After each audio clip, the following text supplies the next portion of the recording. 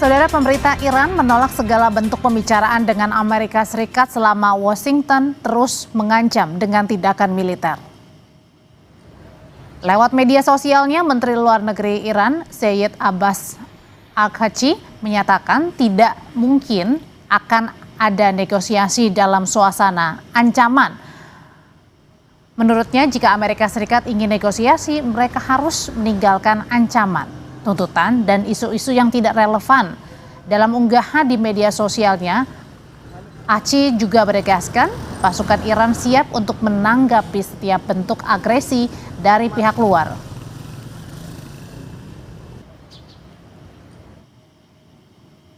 Sebelumnya, Presiden Amerika Serikat Donald Trump memperingatkan Teheran agar bersedia berunding atau membuat kesepakatan. Jika tidak, Trump mengancam Iran akan menerima serangan militer. Dalam media sosialnya, Trump menyatakan armada besar sedang menuju Iran. Pernyataan Trump ini kemudian ditindaklanjuti dengan pengiriman kapal induk USS Abraham Lincoln dan sejumlah kapal lainnya ke perairan Timur Tengah. Sementara Menteri Luar Negeri Amerika Serikat Marco Rubio di hadapan Kongres Amerika Serikat menyatakan peningkatan kehadiran militer di Timur Tengah dilakukan untuk membela diri dari ancaman Iran terhadap personil prajurit AS. Thank you. We have to have enough force and power in the region just on a baseline to defend against that possibility. That at some point, as a result of something, the Iranian regime decides to strike at our true presence in the region. The president always reserves the preemptive defensive option. In essence, if we have indications that in fact they're going to attack our troops in the region, to defend our personnel in the region. Hubungan Amerika Serikat dan Iran kian memanas. Kedua pihak saling berupaya mempertahankan posisinya. Akankah konflik ini memicu perang terbuka? Lebih lengkapnya kita akan bahas bersama mantan Dubes Iran, ada Dian Wiranjerit. Selamat malam Pak Dian. Selamat malam Mbak Audrey, saya Dubes Indonesia bukan Dubes Iran. Oh ya, Dubes Indonesia untuk Iran Pak, mohon maaf. Oke Pak Dian, saya mau nanya nih, ini kan armada Amerika Serikat sudah bergerak ke Iran, kemudian Trump mengingatkan waktunya hampir habis. Pertanyaannya, akankah Iran ini dan Amerika Serikat diambang perang? Terima kasih Mbak Audrey, saya mau jawab yang pertama, pernyataannya si Rubio bahwa ini persiapan Amerika menghadapi ancaman Iran. Ini nggak salah nih argumennya nih, logikanya nggak nyambung. Yang mengancam siapa kok merasa diancam gitu loh. Oke, kita mulai dengan begini, Mbak Audrey, pemirsa, terima kasih. Kita lihat 3 faktor ya, lokal, kawasan, dan global. Lokal saja kita lihat, perang 12 hari, apa sih yang terjadi? Amerika menggunakan pangkalan udaranya yang terbesar di kawasan Timur Tengah yang berada di Doha, dekat Doha. Dan setelah perang 12 hari terbukti Iran bisa bertahan dari serangan itu dan bahkan menghantam Israel sekaligus menghantam pangkalan yang ada di Doha itu, pangkalan Amerika, hancur.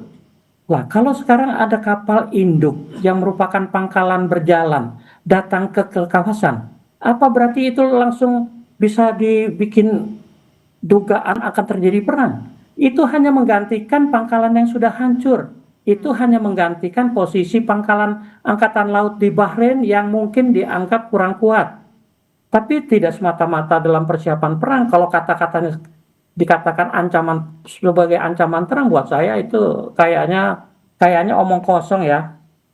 Karena sudah terbukti ancaman tidak pernah berjalan. Kalau kita pada level regional, Uni Emirat Arab dan Arab Saudi sudah menyatakan dengan tegas wilayahnya tidak akan diperkenankan untuk dijadikan sarana untuk saling menggempur, karena lontaran rudal dari Iran atau dari kapal induk itu atau kapal-kapal lainnya juga dari pangkalan yang lain itu pasti melewati negara-negara seperti Emirat Arab, seperti Saudi, ada di samping kanannya ada Irak, ada Suriah, segala macam.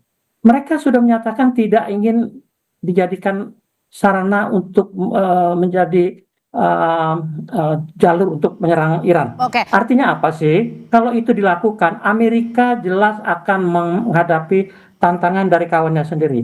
Pada tingkat global, ada yang dilupakan. Selama ini Iran itu cukup diam. Tapi di balik kediamannya itu, Rusia dan Cina sudah pasti akan ada di belakang Iran. Sementara Berarti, juga yang Pak Dian, dilupakan Mbak Audrey, ya. berarti artinya mungkin apakah ini hanya sekedar tekanan mungkin dari Amerika Serikat agar Iran ini menuruti apa yang menjadi keinginan Amerika? Nah, kalau mungkin itu alasannya, ya lebih jelasnya itu maunya Iran menuruti dia. Tapi kalau dibilang Iran sebagai ancaman, jadi persiapan kapal induk itu untuk menghadapi ancaman dia, Iran kapan mengancam gitu. Tapi kalau dibilang Iran diharapkan menuruti, itu urusan lain.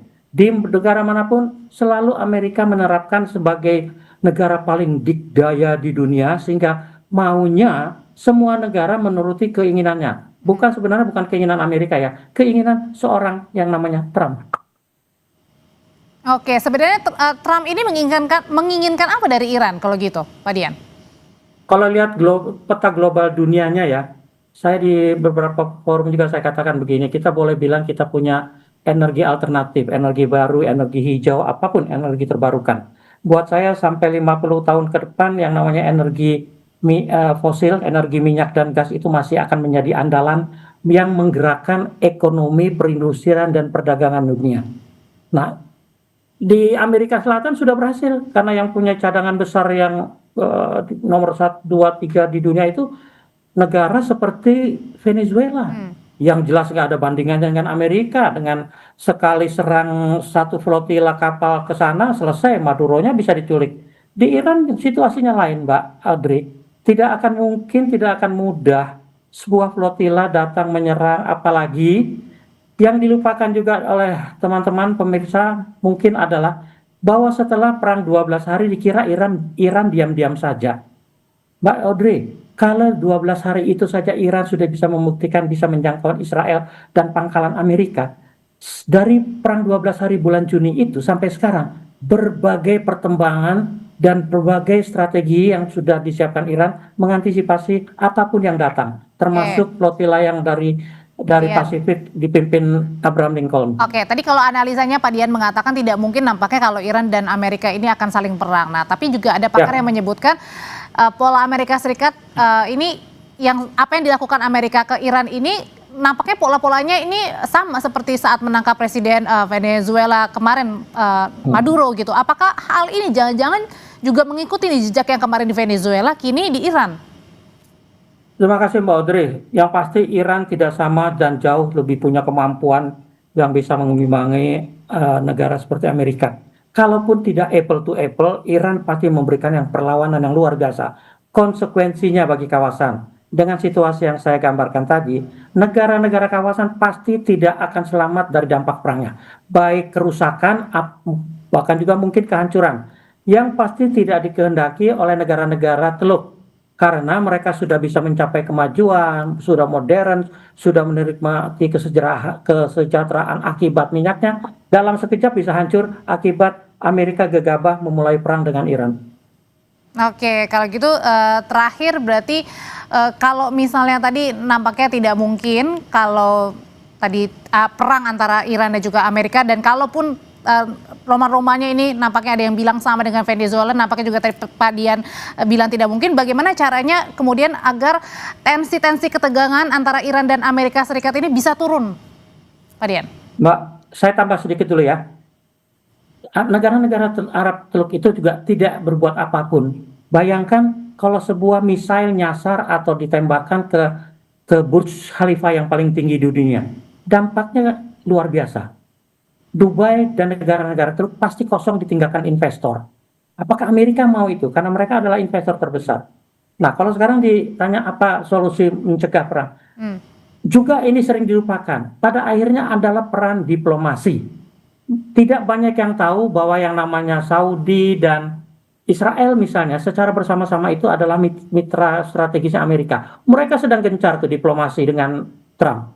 Di lain pihak, negara-negara Arab Teluk juga secara kelompok berbondong-bondong membujuk Trump supaya tidak melaksanakan. Karena mereka tahu sekali, mereka akan paling terkena, paling menderita akibat perang ini. Belum lagi faktor bagaimana Iran sudah mendekati Cina dan Rusia untuk juga siap siaga. Oke, sudah kita tangkap pesannya. Terima kasih untuk analisanya Pak Dian Wirenjuri. Selamat malam. Selamat malam, terima kasih pemirsa, terima kasih Mbak Audrey.